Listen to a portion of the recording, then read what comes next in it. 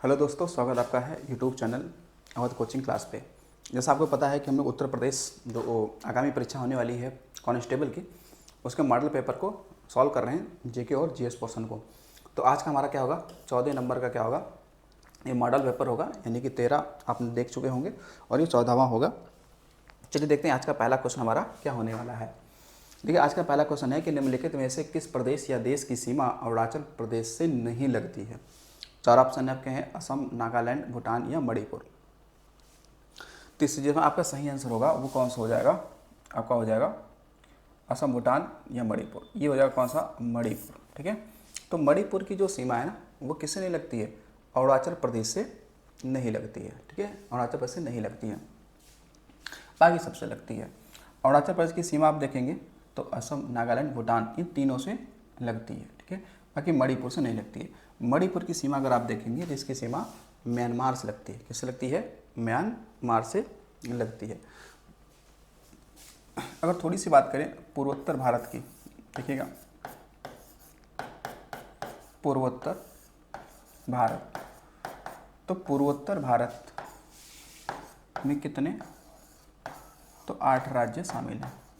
8 राज्य क्या होते हैं, शामिल हैं। कितने राज्य शामिल हैं, तो 8 राज्य शामिल हैं। कितने हैं, 8 हैं।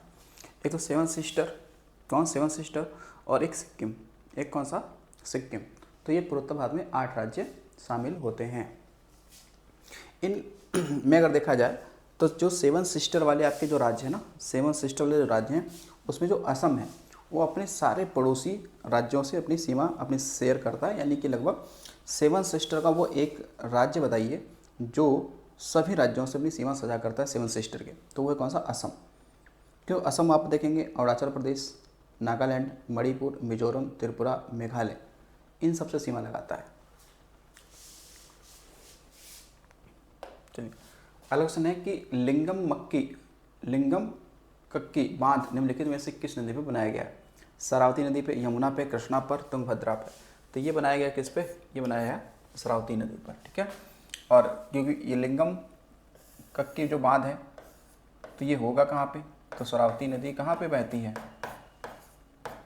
कर्नाटक में। ठीक है, कर्नाटक में। अच्छा, ये जो शरावती नदी है, इसी पर क्या है, जोग या गरसोप्पा या महात्मा गांधी क्या है, जलप्रपात है, वाटरफॉल से जल प्रपात है ये। ठीक है, इस पे आप देखेंगे।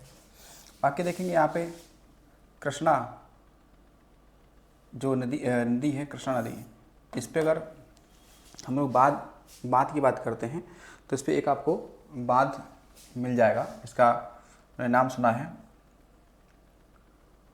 अलमट्टी बांध। कौन सा है,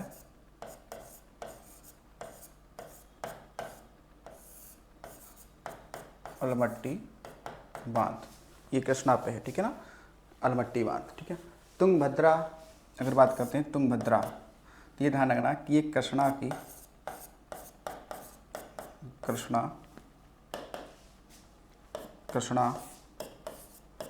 क्या है, ये सहायक नदी है।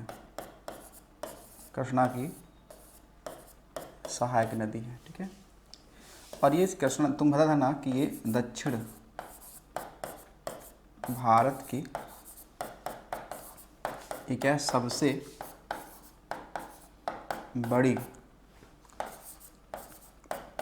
नदी परियोजना है। तुंगभद्रा पे ही बनाया जा रहा है। तो क्योंकि तुंगभद्रा नदी पे ही आप देखेंगे तो आपका क्या है, हम्पी शहर था, हम्पी जो विजयनगर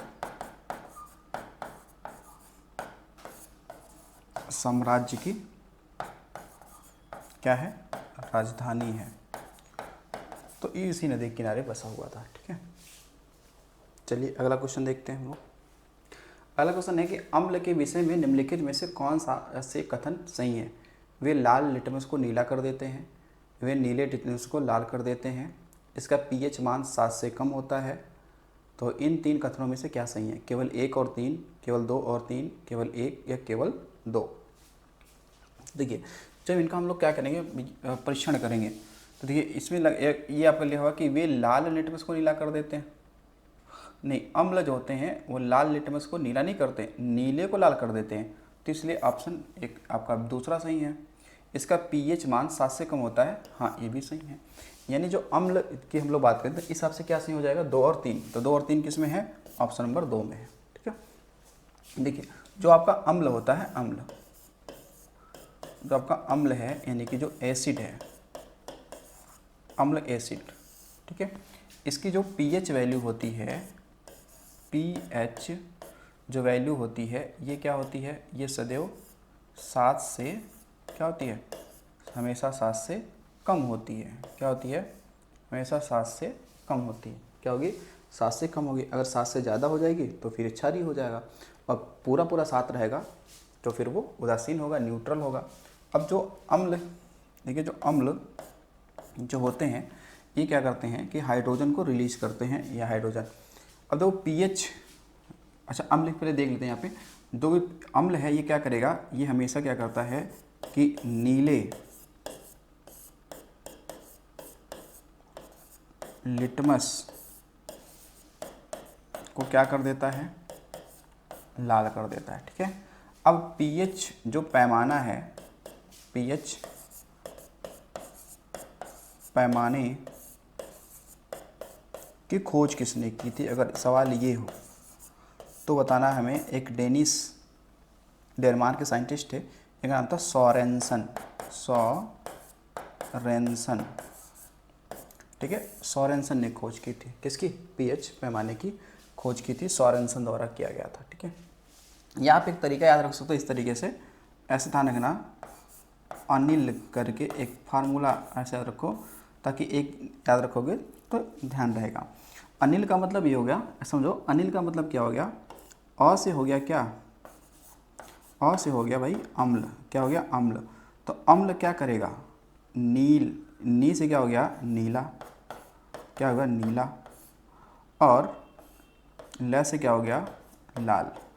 तो यानी कि नीले को वो लाल में क्या कर देगा, कन्वर्ट कर देगा। तो इस हिस्से से भी ध्यान रख सकते हैं वो लोग। ठीक है, पीएच जो है इसका फुल फॉर्म क्या होता है, इसे पोटेंशियल ऑफ हाइड्रोजन कह लो या पावर ऑफ हाइड्रोजन कह लो। ठीक है, इसे हम लोग क्या कहेंगे, पोटेंशियल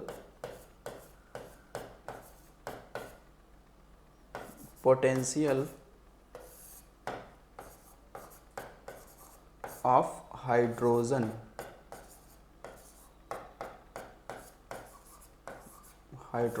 ठीक है, ये बोलते हैं। यानी कि पीएच वैल्यू अगर कम होगा तो उस विलयन में हाइड्रोजन की मात्रा क्या होगी, ज़्यादा होगी, है नहीं।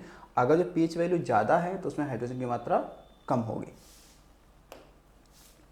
अगर देखना, भारत के नियंत्रण को महालेखा परीक्षक अपनी ऑडिट का विवरण डैश डैश को प्रस्तुत करते हैं। भारत के राष्ट्रपति को, भारत के प्रधानमंत्री को, भारत के वित्त मंत्री को, या भारत के गृह मंत्री को। तो देखो जो भी नियंत्रण महालेखा परीक्षक होगा वो अपना जो रिपोर्ट होगा ना वो किसको सौंपेगा, भारत के राष्ट्रपति को सौंपेगा। और जो भारत का राष्ट्रपति होगा वो संसद के पटल पर रखेगा। ठीक है, संसद के पटल पर रखेगा, फिर उस पर परिचर्चा होती है। ठीक है, अब देखो ये जो नियंत्रण महालेखा परीक्षक है, ये इसे हम लोग बोलते हैं क्या, कैग। क्या बोलेंगे, कैग। तो जो कैग है इसके लिए भाई आर्टिकल कौन सा है, इसका अनुच्छेद कौन सा है, तो इसका अनुच्छेद की जब हम लोग बात करते हैं तो इसका अनुच्छेद आपका हो जाता है कौन सा है आपका, तो 148 से लेकर 151 तक इसका उल्लेख है। ठीक है, भाग 5 हो जाएगा। ठीक है, इसको हम लोग कहते हैं केंद्र सरकार का जो वित्त का संरक्षक इसे बोलते हैं।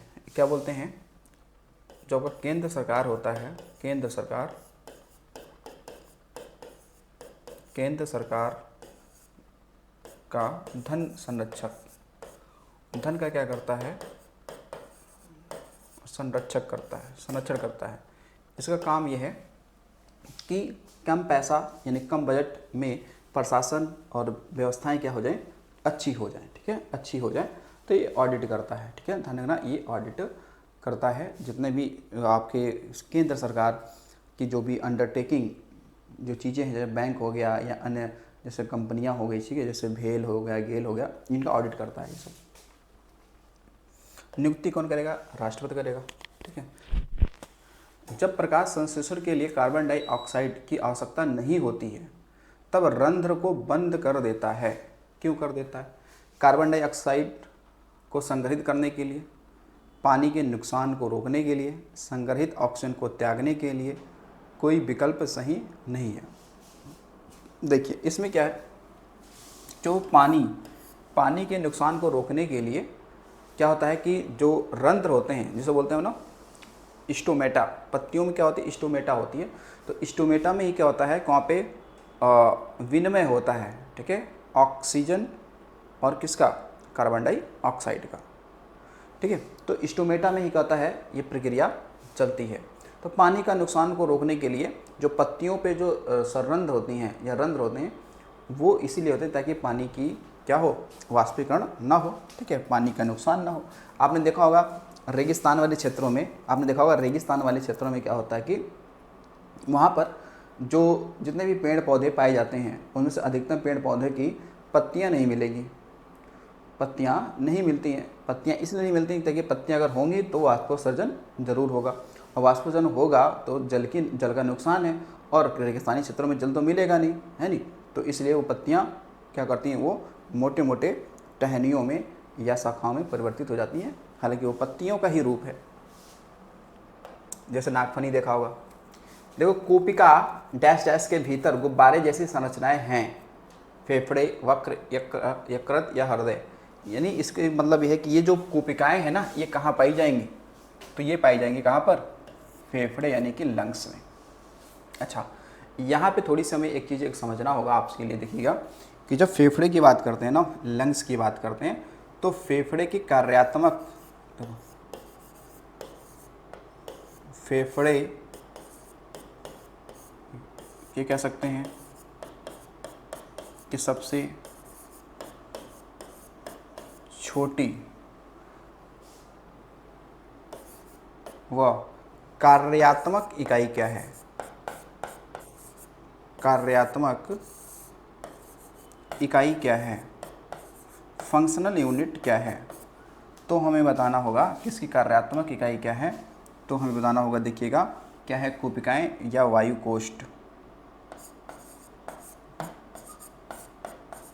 कोशिका या इसे बोले हम लोग क्या, वायु कोष्ठ, ठीक है।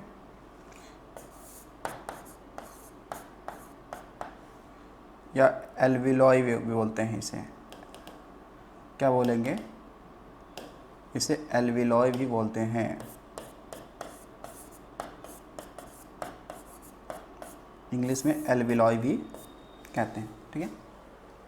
अच्छा, एक ये जो फेफड़ा होते हैं, ये दो होते हैं ना, फेफड़े की संख्या कितनी होती है, दो होती है। तो कौन से वाला फेफड़ा, दायां या बायां वाला, कौन सा वाला फेफड़ा थोड़ा साइज में थोड़ा बड़ा होता है, ठीक है। तो अगर बड़े की बात करेंगे तो जो आपका बायां, इसे आप कहते हो लेफ्ट फेफड़ा क्या होता है, ये आकार में बड़ा होता है, आकार में क्या होता है, बड़ा होता है राइट वाले के तुलना में, ठीक है, बड़ा होता है, ठीक है। और जो फेफड़े होते हैं ना, ये आपकी जो ब्लड में जो आपका ऑक्सीजन है या फिर कार्बन डाइऑक्साइड है, इसका जो विनिमय करता है वो फेफड़ा ही करता है। कौन करता है, फेफड़े ही करते हैं, कौन करता है, फेफड़ा ही करता है। क्यों, इसका अगर आप फंक्शन ज़रा समझेंगे, इसका फंक्शन समझेंगे तो देखिएगा, एक आपका ये इस तरीके से हार्ट, देखो भाई ये क्या होता है, इस तरीके से एक आपको ये हार्ट होता है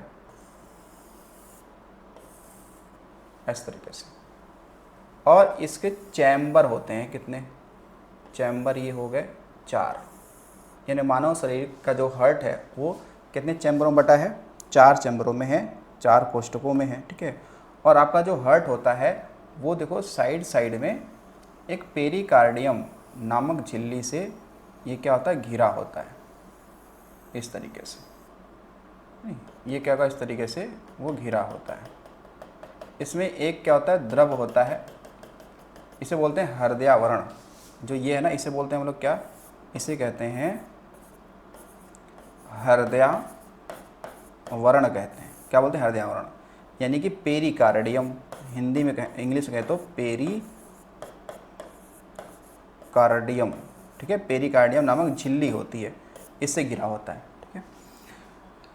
अब जो आपके ये चैम्बर है, इसका जो ऊपर वाला होता है वो होता है आपका है अलिंद। क्या होगा, ये अलिंद होता है, अलिंद है। ऊपर वाला भी अलिंद है, क्या है, अलिंद है। नीचे वाले होते हैं निलय। ये क्या होते हैं, निलय। ये भी क्या होगा, निलय। क्या होगा, निलय।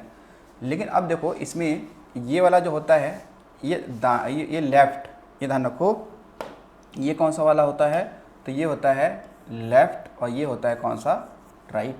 वैसे ही ये वाला होगा राइट और ये होगा लेफ्ट निलय। तो आपको ऐसे ध्यान रखना है। कैसे ध्यान रखना, देखो भैया, ऊपर वाला है अलिंद, नीचे वाला निलय। नीचे है वो निलय, ऊपर है अलिंद, नीचे है निलय। ऊपर अलिंद, नीचे है निलय, ठीक है। क्योंकि ये आप ऐसे देख रहे हो तो आपको लगेगा कि नहीं ये वाला राइट होना चाहिए, नहीं, क्योंकि साइंस आपको बिल्कुल सीधा ऐसे मानेगी। तो ऐसे मानेंगी तो जाहिर सी बात है लेफ्ट ये हो जाएगा और राइट ये हो जाएगा, लेफ्ट ये हो जाएगा आपका, ठीक है। अब देखिएगा, आपसे पूछेगा यहीं पर ना भैया, आपको ध्यान रखना बहुत इंपॉर्टेंट बात कि देखो यहाँ पे आपका एक वाल्व होता है, ऐसे 3 वाल्व लगे होते हैं, 3 वाल्व लगे होते हैं। इसे कहते हैं ट्राइकस्पिड या त्रिकपटी कपाल कहते हैं। इसे क्या बोलेंगे, ट्राइकस्पिड। यहाँ पे होता है बाइकस्पिड। क्या होता है, बाइकस्पिड होता है, ठीक है। तो अगर पूछ ले कि जो आपने कहा कि आपके हार्ट में छल्ले रिंग पड़ते हैं ना, वो यही वाले तो रिंग से छल्ले हैं। तो यहाँ पे आपका जो लेफ्ट अलिंद है और लेफ्ट निलय है, इसके बीच में त्रिकपटी यानी कि जो ट्राइकस्पिड का वाल्व होते हैं। और जो बाइकस्पिड यानी द्विकपटी कपाल जो होते हैं, ये किसके बीच में होते हैं, तो राइट अलिंद और राइट निलय के बीच में होता है, ठीक है, इसके बीच में होता है। अब देखिएगा, अब क्या होगा कि अब आपके ना जुड़ी होती हैं, क्या आपकी धमनियाँ और सिराएं जुड़ी होती हैं। तो यहाँ पर आपका एक जुड़ा होगा इस तरीके से, ये होगी आपकी एक सिरा जुड़ा होगा, वेंस। क्या होगा, सिरा जुड़ा होगा, ठीक है, यहाँ से। और एक यहाँ से आपका जुड़ा होगा। अब ये देखो यहाँ पे क्या होगा ना, आपका इधर आपका लंग फेफड़े होते हैं। क्या होते हैं यहाँ पर, ये आपके 2 आपके फेफड़े होंगे, ठीक है। यहाँ पे आपके ये समझ लो ये फेफड़ा है, ठीक है ना, और इससे जाकर ये जुड़ा हुआ है, ठीक है। तो यहाँ पर आपका ब्लड कैसा होगा, अशुद्ध होगा ना, CO2 वाला होगा, कार्बन डाइऑक्साइड वाला होगा। लेकिन जब ये फेफड़ा जो आपका है ना, फेफड़ा यानी फेफड़े जो होते हैं, तो फेफड़े में क्या होता है कि यहाँ पर एक्सचेंज होता है। यहाँ पे क्या होता है, एक्सचेंज होता है। अब यहाँ से क्या होगा, यहाँ पे जो ब्लड जो CO2 वाला है, जो CO2 वाला हो, वो कैसे किस में कन्वर्ट हो जाएगा, वो हो जाएगा कैसे, वो हो जाएगा आपका O2 वाले में, यानी ऑक्सीजन वाले में, ठीक है।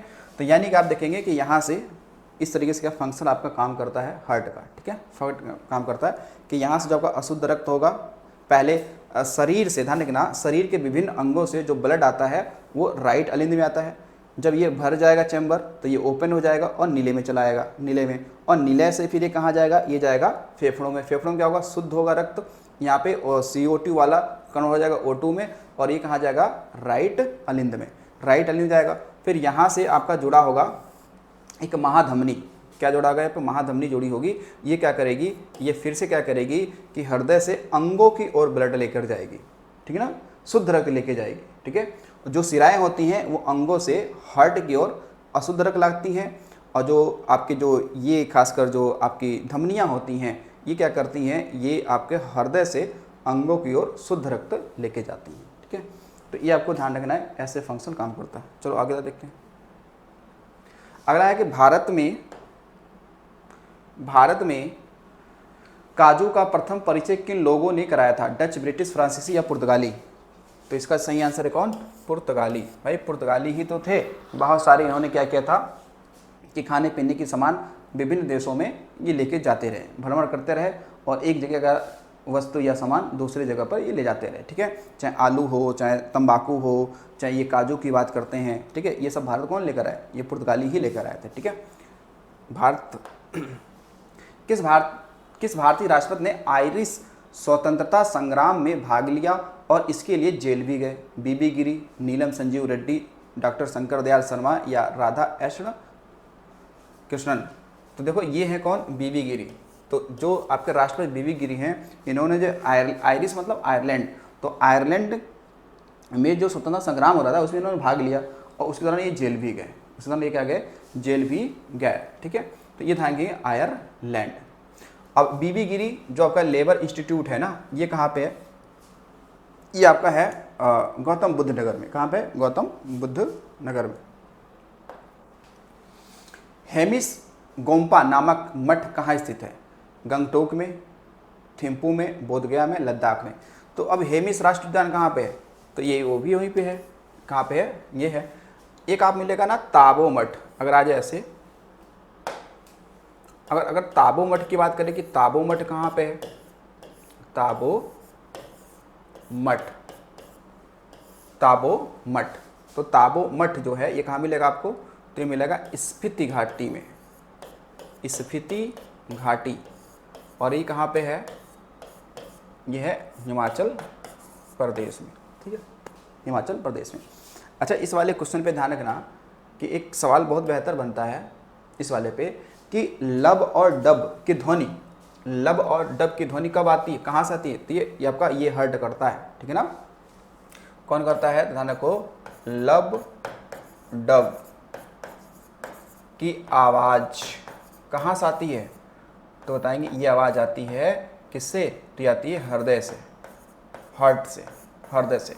जब ये आपके वाल्व होते हैं ना, जब ये खुलते हैं और जब बंद होते हैं तो लब और डब की आवाज़ आपकी आती है। ठीक है, तो आपने देखा होगा कि खासकर जो डॉक्टर होते हैं जो स्टेथोस्कोप जो लगाते हैं आपके चेस्ट पर, वो इसकी आवाज़ ही सुनते हैं। अगर जो लब और डब की आवाज़ कर रही है, ठीक है, तो ठीक है, नॉर्मल है। नहीं कर रही है तो फिर कोई प्रॉब्लम हार्ट में है।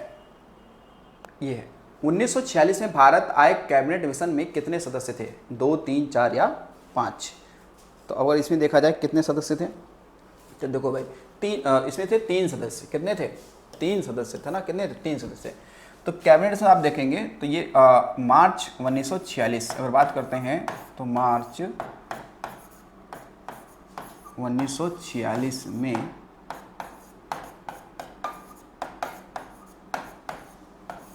कैबिनेट मिशन कहाँ आया? भारत आया, भारत आया। ठीक है, तो इसमें कितने सदस्य थे? इसमें 3 सदस्य थे। कितने थे? 3 सदस्य थे। और तीनों को जरा ध्यान रखो भाई, कौन कौन थे। एक का नाम था भाई पैथिक लॉरेंस, पैथिक लॉरेंस। एक का नाम क्या है? A.V.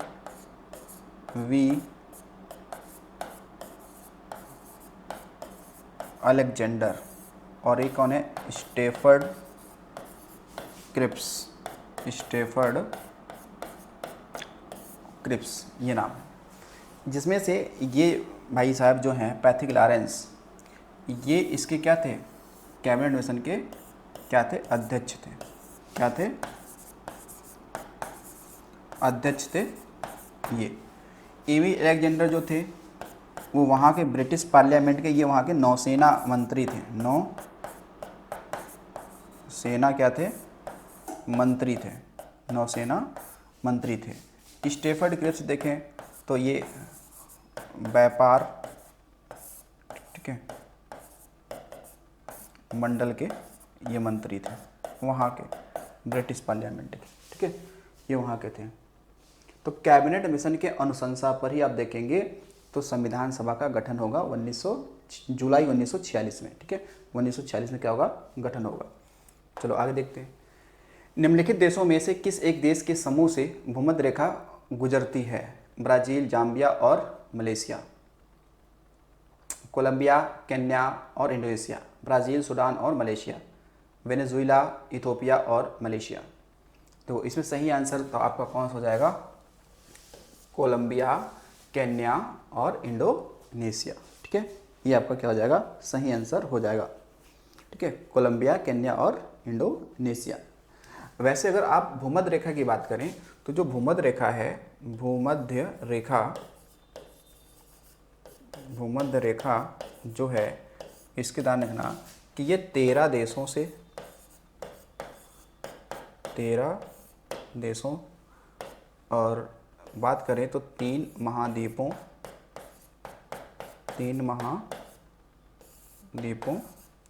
व 3 जल निकायों से गुजरती है।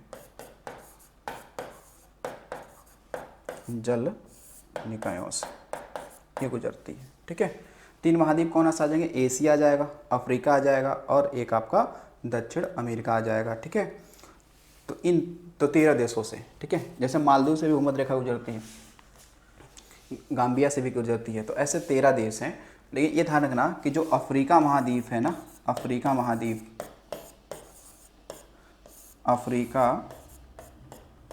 महाद्वीप से, ठीक है, तीनों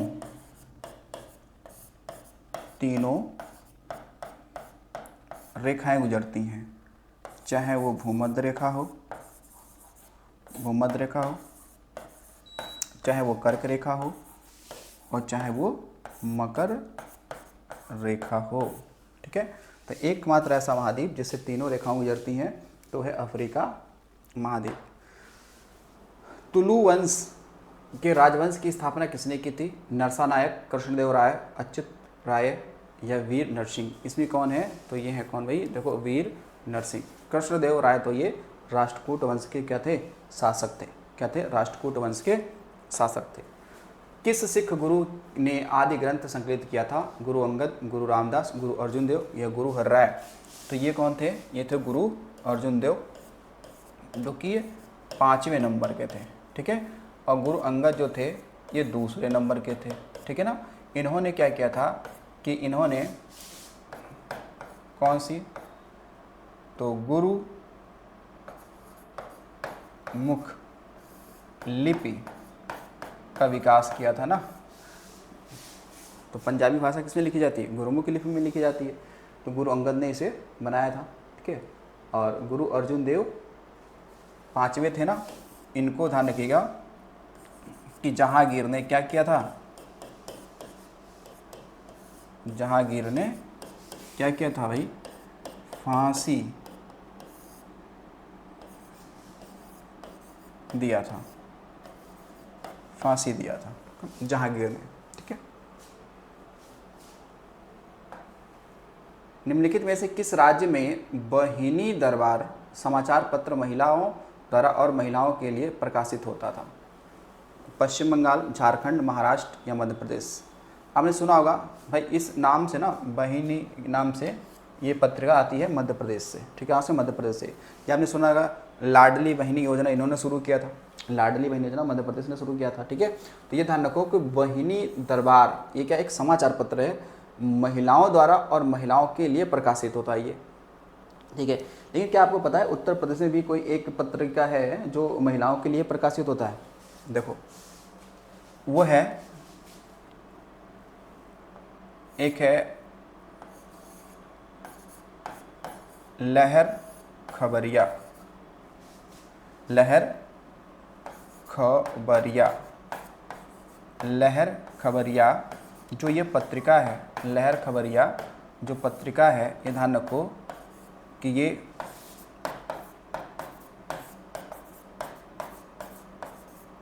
बुंदेलखंड की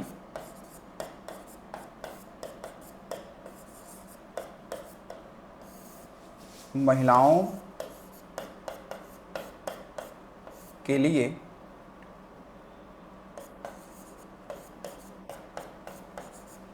क्षेत्रीय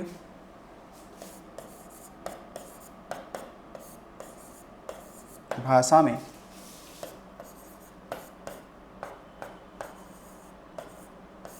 चित्रकूट से ये क्या होता है, प्रकाशित होता है। चित्रकूट से क्या होता है, प्रकाशित होता है। जिससे बुंदेली भाषा हो गई, अवधी भाषा हो गई, तो इसमें तो ध्यान रखना खबर, लहरिया खबर, ये ठीक है। तो लहर खबरिया ये क्या है, एक समाचार पत्र है। क्या है, एक समाचार पत्र। कहाँ का, उत्तर प्रदेश का, जो बुंदेलखंड एरिया वाला है वहाँ पे ये महिलाओं के लिए खासकर है। किसके लिए, महिलाओं के लिए ये खासकर है। चलो आगे आते भाई। अगला है, निम्न में से कौन सी किताब सरोजिनी नायडू द्वारा लिखित नहीं है। The broken wings, the golden threshold, the golden bird, the bird of time. तो इसमें से ये नहीं है आपकी, द गोल्डन बर्ड नहीं है, बाकी ये 3 हैं। ठीक है, सरोजिनी नायडू ध्यान रखना कि ये भारत की क्या है, प्रथम महिला राज्यपाल है। कहाँ की, तो उत्तर प्रदेश की, यूपी की ये बनी थी। ठीक है, यूपी की बनी थी। और सरोजिनी नायडू को भी ध्यान रखें, अगला सवाल क्या कि 1925 कानपुर अधिवेशन में, यानी कि फर्स्ट महिला अध्यक्ष बनी थी, नहीं, भारतीय राष्ट्रीय कांग्रेस की, भारतीय राष्ट्रीय कांग्रेस की। इन्हें हम लोग क्या बोलते हैं, सरोजिनी नायडू को। ठीक है, इनको हम लोग भारत कोकिला कहते हैं, Nightingale of India, Nightingale of India, Sarojini Naidu को। संविधान का 52वां संशोधन संबंधित है दल बदल से, आरक्षण से, निर्वाचन से, अल्पसंख्यकों के संरक्षण से। ये संबंध रखता है किससे, दल बदल से। ठीक है, तो 52वां संविधान संशोधन कब हुआ था, ये हुआ था 1985 में। कब हुआ था, 85 में। दल बदल अधिनियम, दल बदल अधिनियम ये बताओ किस आर्टिकल, मतलब किस अनुसूची में है। तो ये अनुसूची हो जाएगी कौन सी, 10वीं।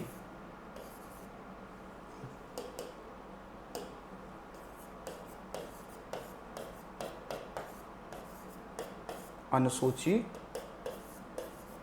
10वीं में क्या है भाई, इसका उल्लेख है। ठीक है ना, अनुसूची 10वीं में उल्लेख है किसका, दल बदल अधिनियम से। ठीक है, कि कोई भी पार्टी से कोई जीत कर दूसरी पार्टी में वो व्यक्तिगत रूप से नहीं जा सकता है। ठीक है,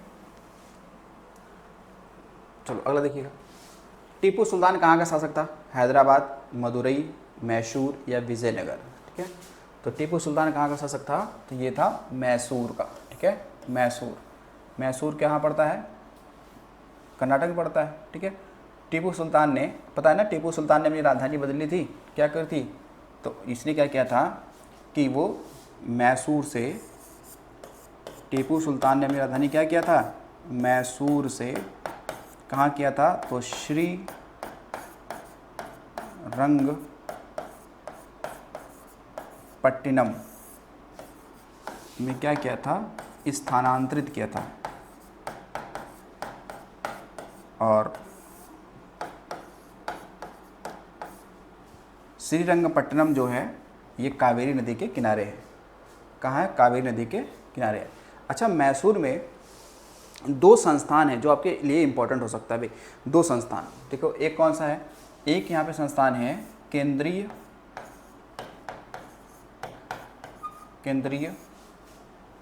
क्या, खाद्य प्रौद्योगिकी संस्थान,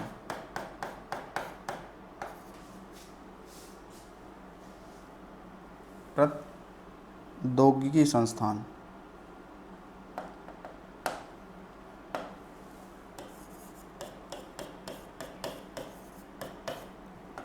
प्रौद्योगिकी संस्थान, एक तो ये है यहाँ पे, और दूसरा क्या है, भारतीय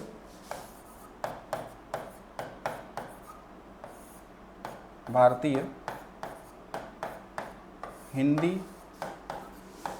भाषा संस्थान। ये भी मैसूर में ही है। ठीक है ना, ये भी क्या है, मैसूर में है, भारतीय हिंदी भाषा संस्थान।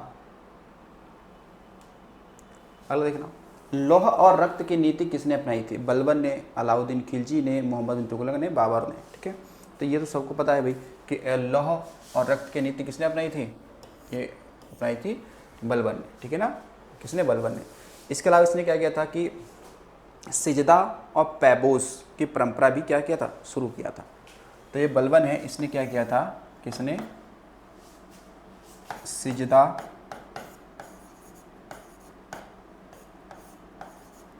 व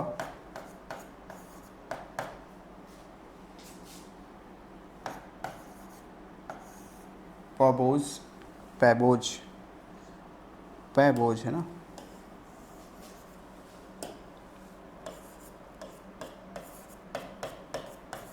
पैबोज, सिजदा और पैबोज, इसने क्या किया था? परंपरा शुरू किया था। इसका मतलब ये है कि जो भी व्यक्ति होगा उसके राज्य में, जब वो राजा के सामने जाएगा, यानी बलबन के सामने जाएगा, तो क्या करेगा? सिजदा यानी कि सिर झुकाएगा, पैबोज मतलब पैर चूमेगा। ठीक है, ये। उसके अलावा एक फारसी उत्सव है नवरोज उत्सव, इसने शुरू किया था। ठीक है ना, कौन सा? तो फारसी उत्सव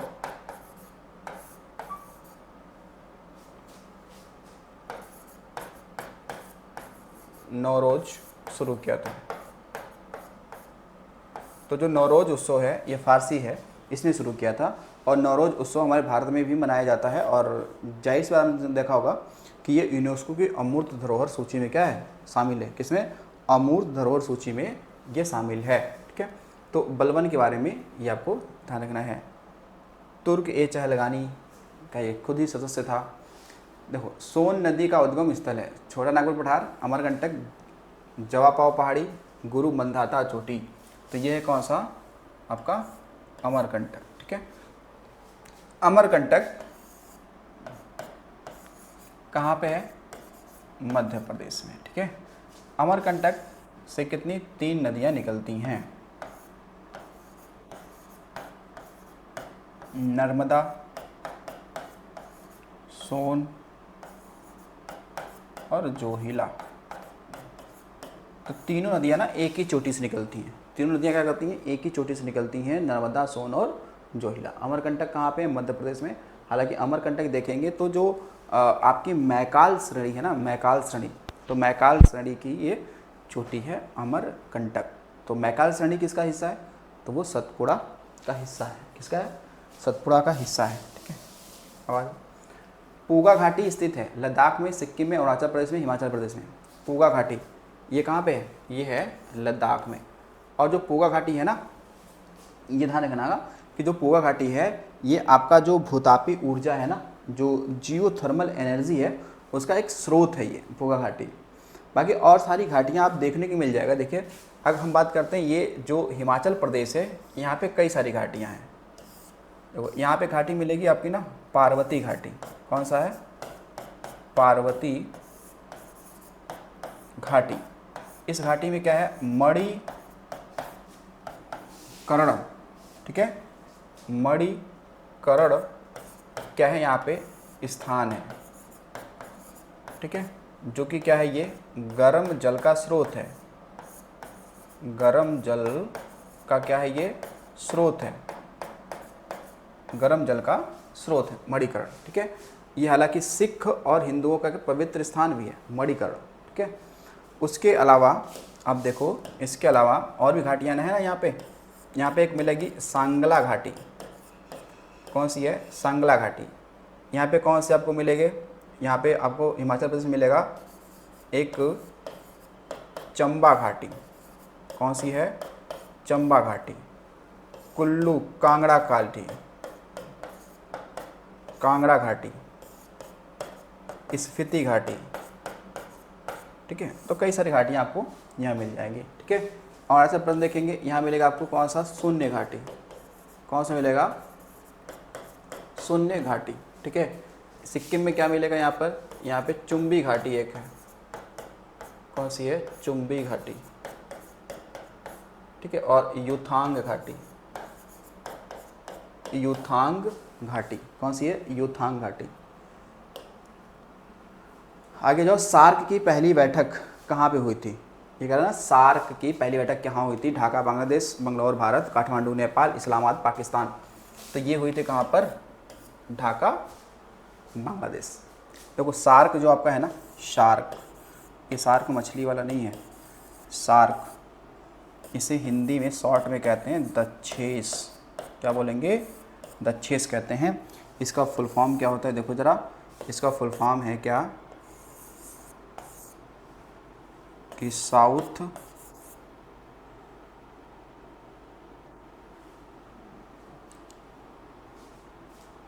इसे बोलते हैं हम लोग क्या है कि एसोसिएशन ऑफ, इसे बोलते हैं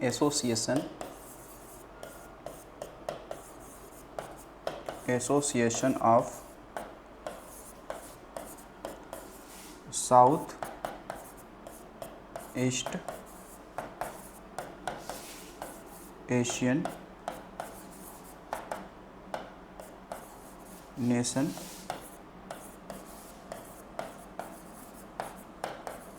कॉपरेशन, ये बोलते हैं।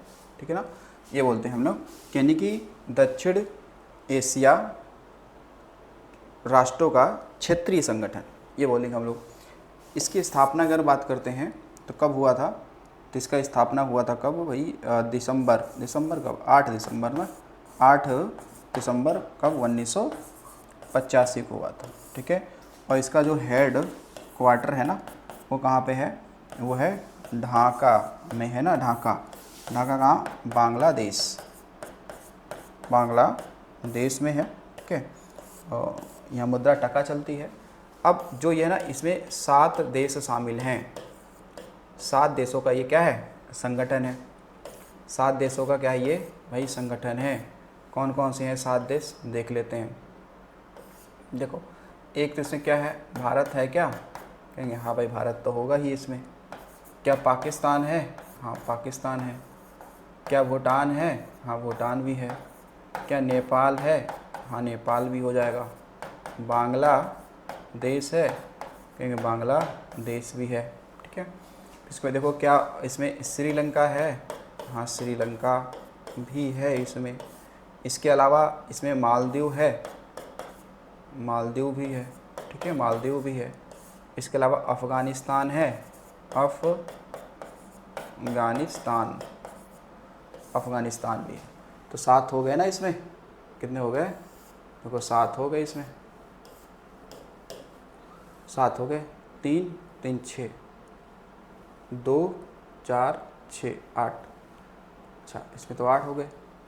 तो सार्क,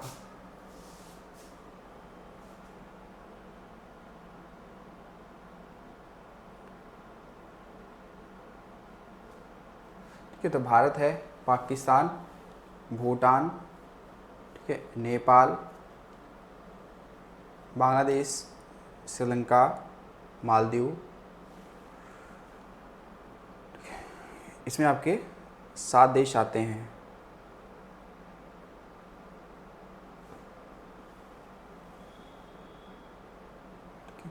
तो इसमें आपके 7 देश आते हैं।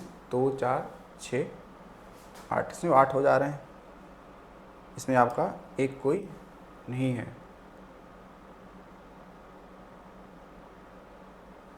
साउथ एशिया, साउथ एशिया,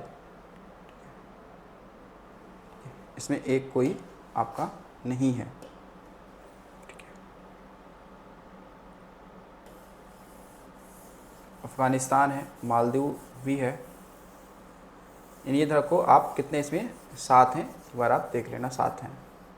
ठीक है, मुझे ध्यान नहीं आ रहा, 7 हैं। ठीक है, इसमें 7 देश हैं। ठीक है, तो ये कहाँ हुआ था पहली बार? बैठक कहाँ हुई थी? तो हुई थी कहाँ? ढाका बांग्लादेश में हुई थी। आयात निर्यात एक्सिम बैंक स्थापित हुआ था 1981, 82, 85 या 89? ये हुआ था 1982 में। तो जो एक्सिम बैंक है ना, जो आपका एक्सिम बैंक है, इसने ही क्या किया था? स्थापना किया था आयात निर्यात बैंक का। ठीक है, 1982 में। अगला है, कौन सा जनपद 6ठी और 4ठी शताब्दी ईसा पूर्व के मध्य सबसे शक्तिशाली महाजनपद बना?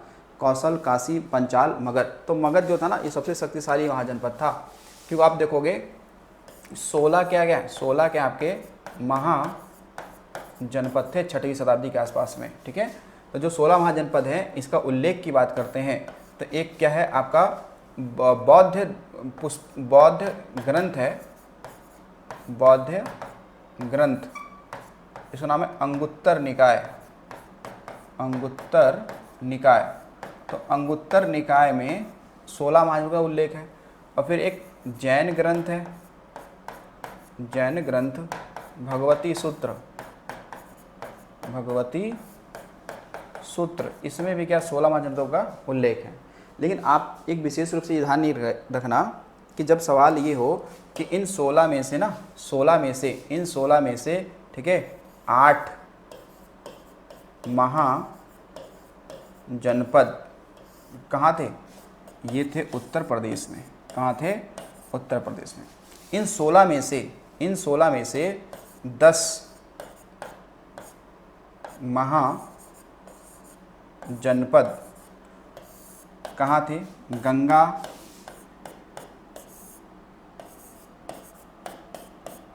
नदी के किनारे बसे थे। ठीक है, किनारे वही बसे थे। ठीक है, किनारे बसे से। ठीक है, तो ये 16 महाजनपदों को में सबसे मगर सबसे शक्तिशाली था। निम्नलिखित में से कौन सा भारतीय अर्थव्यवस्था का प्राथमिक क्षेत्र है? कृषि, उद्योग, सहकारिता या इनमें से कोई नहीं?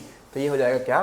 कृषि हो जाएगा। ठीक है, तो कृषि भी आ जाएगा, फिर देखो इसमें खनन भी आ जाएगा, खनन भी आ जाएगा, फिर इसमें क्या आ जाएगा? पशु पालन आ जाएगा, है नहीं? इसमें आपका देखा जाएगा तो मत्स्य पालन आ जाएगा, मत्स्य पालन आ जाएगा। ठीक है ना, कुक्कुट पालन भी आ जाएगा, यानी कि कृषि संबंधित है। ठीक है, उद्योग की बात करेंगे तो उद्योग तो ये किसमें आ जाएगा? उद्योग ये द्वितीय, ये क्या है? द्वितीय क्षेत्र में आ जाएगा, नहीं? और जितने सर्विस हैं वो थर्ड में आ जाएंगे। सर्विस जैसे बैंकिंग हो गया, है नहीं, बीमा कंपनियां हो गई। ठीक है, तो ये जो सर्विस होता है वो थर्ड में आ जाता है। चलिए अगला क्वेश्चन देखिएगा। निम्नलिखित में से उत्तर प्रदेश के किस जनपद में आर्यभट्ट नक्षत्रशाला स्थित है? इलाहाबाद, लखनऊ, गोरखपुर या रामपुर? तो आर्यभट्ट नक्षत्रशाला कहाँ पे है? रामपुर में है। कहाँ पे है? रामपुर में है। ठीक है, जवाहर अगर पूछ ले नक्षत्रशाला ये कहाँ पे है? जवाहर नक्षत्रशाला, जवाहर नक्षत्रशाला ऑब्जर्वेटरी कहाँ पे? ये है इलाहाबाद या प्रयागराज। ये कहाँ पे है? प्रयागराज में। कहाँ पे? प्रयागराज में है। ठीक है, अच्छा हमारे यूपी में अगर पूछा जाए कि पुलिस अकादमी कहाँ पे है?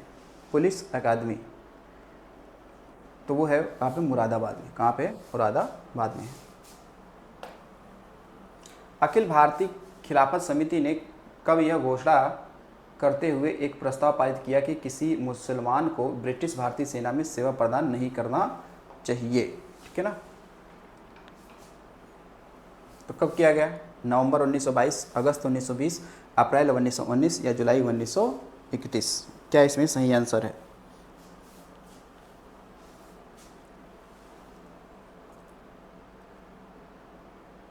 अखिल भारतीय खिलाफत समिति ने कब यह घोषणा करते हुए प्रस्ताव पारित किया कि किसी मुसलमान को ब्रिटिश भारतीय सेना में सेवा प्रदान नहीं करना है? ठीक है, तो ये अब खिलाफत जो कमेटी बनी थी आप देखेंगे तो ये 1920। ठीक है, 1920। इसकी अध्यक्षता किसने किया था? गांधी जी ने किया था। जेबी डनलप ने निम्नलिखित में से किसकी खोज की थी? हवाई जहाज का मॉडल, इंक पेन, बंदूक, न्यूमेरिक रबर टायर।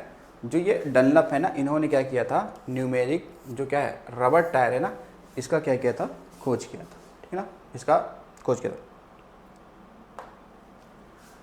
निम्नलिखित में से कौन हमारे सौर मंडल का सबसे बड़ा ग्रह है? पृथ्वी, शनि, बृहस्पति या यूरेनस? तो ये कौन सा हो जाएगा? ये हो जाएगा बृहस्पति। ठीक है, बृहस्पति ये सबसे बड़ा हो जाएगा। ठीक है, और बड़ों की अगर बात करेंगे तो देखिएगा 1, 2, 3, 4, ये 4 सबसे बड़ा ग्रह ध्यान रखना। 5वां भी ध्यान रखना जो पृथ्वी है। ये कौन सा है? बृहस्पति। फिर सबसे छोटा ग्रह, इससे छोटा कौन है? शनि। कौन है, शनि। फिर कौन सा आपका है, अरुण। फिर कौन सा आपका है, वरुण। ठीक है। फिर पांचवी सबसे बड़ी ग्रह कौन सी है, पृथ्वी। पांचवी कौन सी है, पृथ्वी। ठीक है, पांचवी। सबसे छोटा कौन सा है, सबसे छोटा कौन सा है, सबसे छोटा है बुध। सबसे छोटा कौन सा है, बुध। ठीक है। पृथ्वी के बाद में आप देखोगे तो कौन सा आ जाएगा, शुक्र।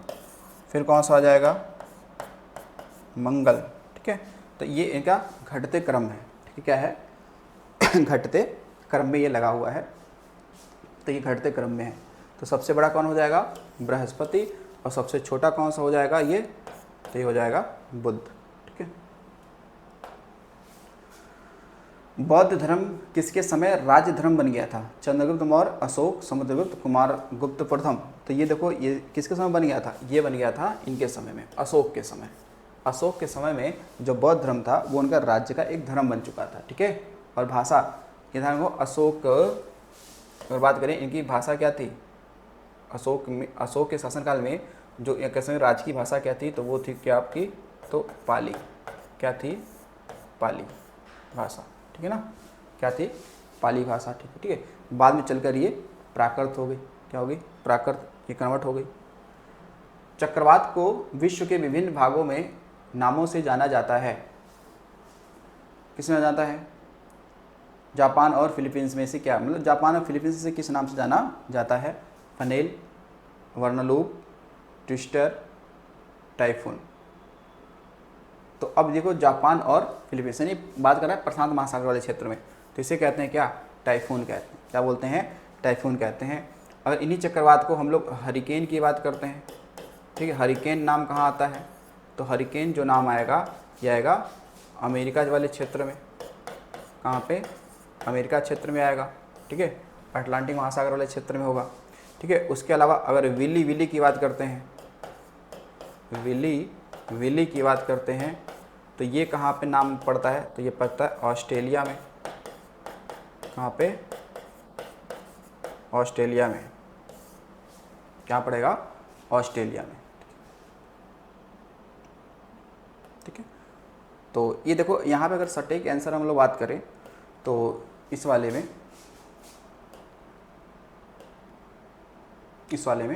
तो इनकी देखो, बौद्धों की जो भाषा रही ना, वो क्या रही, पाली भाषा। ठीक है ना।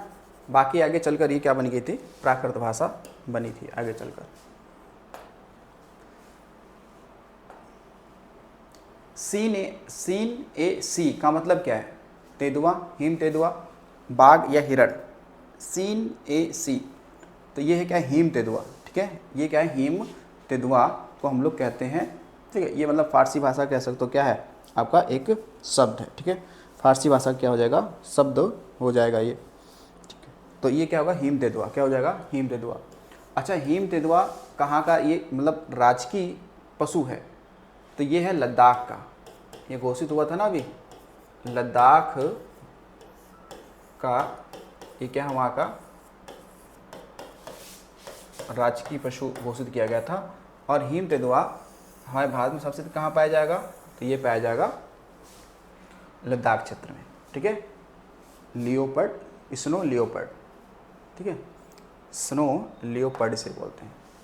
यूपी सरकार ने किस बीमारी के खिलाफ वार्षिक मास ड्रग एडमिनिस्ट्रेशन अभियान शुरू किया है, फलेरिया, मलेरिया, चिकनगुनिया, इनमें से कोई नहीं। फाइलेरिया होगा यहाँ पे, नहीं, फलेरिया मतलब फाइलेरिया। तो इस समय तो अभियान चल रहा है, दवाइयाँ वितरित की जा रही हैं फ्री में। ठीक है, फाइलेरिया।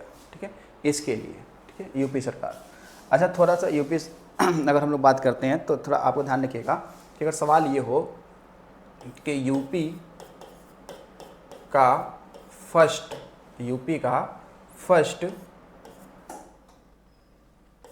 फार्मा पार्क कहाँ बन रहा है, फार्मास्यूटिकल पार्क, अगर फार्मा पार्क जहाँ पे दवाइयाँ ववाइयाँ बनती हैं ना, वो पार्क कहाँ बन रहा है, तो ये बन रहा है कहाँ पे, ललितपुर में। कहाँ बन रहा है, ललितपुर में बन रहा है। ठीक है, फिर यूपी का अगर ये पूछता है कि यूपी का first bio plastic park bio plastic park कहाँ पर स्थापित किया जा रहा है? तो होगा कहाँ पे?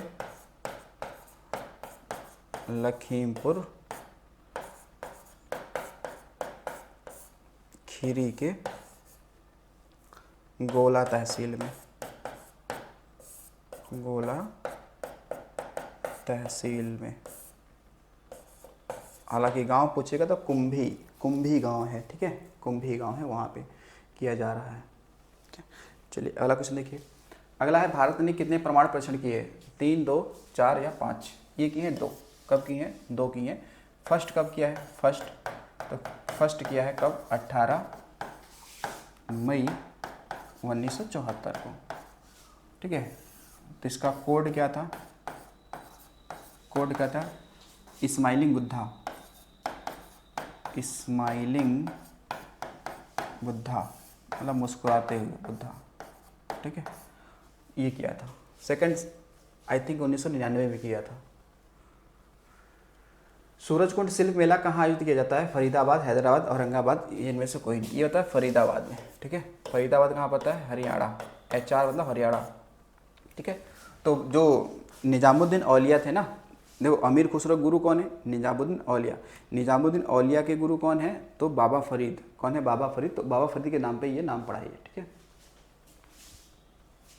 अब देखो, विक्टोरिया झील किस देश में स्थित है? विक्टोरिया झील किस देश में स्थित है? तंजानिया, केन्या, युगांडा या सभी? देखो विक्टोरिया झील ना, ये तीनों की सीमा पे है, ठीक है। यानी कि अगर जो यहाँ पर ये अगर इस तरीके से देश हैं, इस तरीके से अगर जो यहाँ पर देश है, ठीक है, तो इन्हीं के बीच में आपका ये एक झील भी है।